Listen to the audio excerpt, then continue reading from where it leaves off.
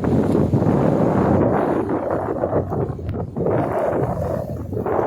morning. It's 10:30 in the morning of October 10 here in San Andres, Catanduanes.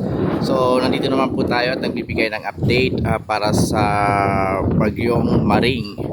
So again, before anything else guys, thank you so much for patronizing my channel.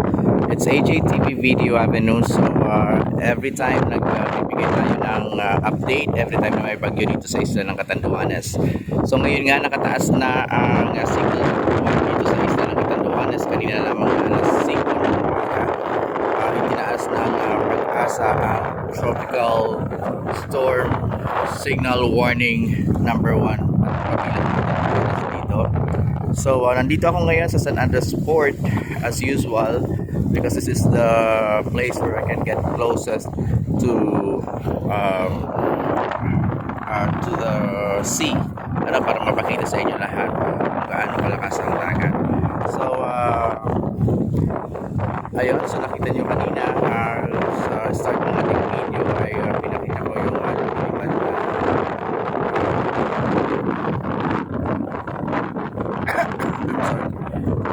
napakita ko yung lumilipad na ibon at hirap na hirap siya dahil sa lakas ng hangin. So for the past few days nakaranas kami ng mga malalakas na pag-ulan. Wala namang naiulat na malaking pagbaha at pagguho ng lupa dito sa Catanduanes for the past few days. Specifically dito sa San Andres, wala naman kaming napabalitang ganon. So thankful naman. Yun nga lang talaga malakas yung ulan at inaabot ng mga 3 oras hanggang 3 oras na pag-uulan. So ngayon, banayad ang panahon ngayon, medyo malayo-layo na yata si Typhoon Maring as compared dati.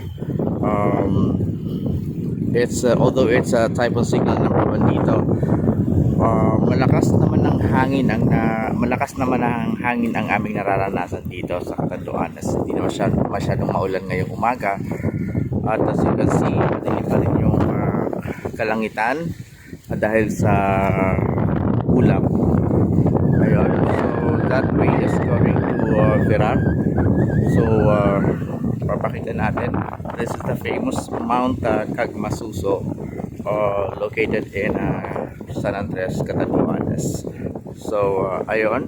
So we are looking at 2 ships yung Calexta. Ito yung mga nagbabiyahe mula Tabaco San Andres. So doon sa kabila ay ang Albay. So hindi natin siya makita. Usually nakikita yan on a regular day. Nakikita ang Mount Mayon somewhere there. Hindi natin nakikita ngayon. So maulap talaga yung panahon.